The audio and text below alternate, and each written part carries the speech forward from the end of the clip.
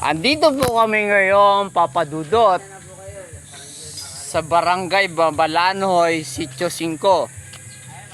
Kakanta po, Papa Dudut, ang mga pinsang ko. Ito po siya. Ito po ang bida.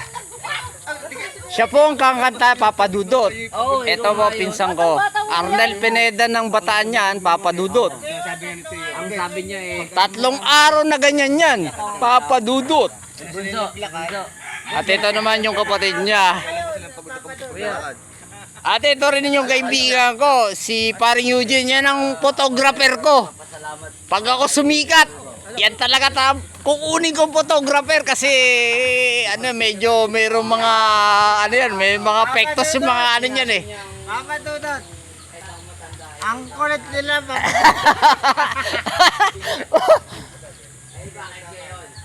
Pero Ang gulo. ang gulo. Pero pasensya na po kayo, Papa Dudut.